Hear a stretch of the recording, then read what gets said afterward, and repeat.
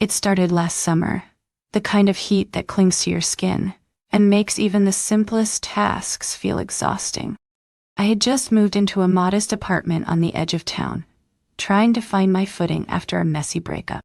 I remember settling into my new space, feeling a mix of relief and anticipation. I was finally on my own.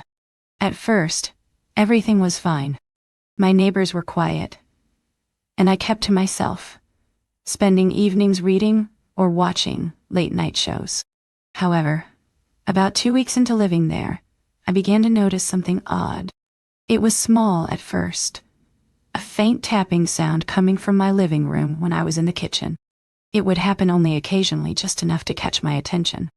I brushed it off as a loose pipe, or perhaps the house settling. Then, one evening, I returned from the grocery store and found my front door slightly ajar. I was certain I had locked it. My heart raced as I pushed it open, half expecting to find someone inside. But it was empty. Just me and the familiar clattering of my heart in the stillness. I locked the door, convinced it was a careless mistake on my part. The tapping continued, now a daily occurrence. It was never loud, just a quiet series of knocks, almost like someone was trying to get my attention, a subtle reminder that I wasn't as alone as I thought. I tried to tell myself it was nothing. Maybe my neighbors were just being friendly. But as days passed, the oddities escalated.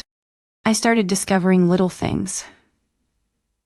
Books I hadn't placed on my shelves moved to strange spots. My favorite mug inexplicably sitting on the windowsill instead of the kitchen counter. I decided to confront my neighbor, a middle-aged woman named Ruth, who seemed to occupy her own world. We'd exchanged pleasantries a couple of times, even shared a smile or two in passing. I knocked on her door one afternoon. When she opened it, her eyes widened slightly, a flicker of surprise crossing her face. "Hey, Ruth," I said, forcing a cheerful tone. "Have you ever heard any strange noises in the hallway, like tapping?" She paused, looking past me as if she were searching for something in the air. "No, I haven't, but I'm sure your place must be noisy with all the old pipes and whatnot." I felt a chill as she smiled at me, but her eyes seemed distant, like she was looking through me rather than at me.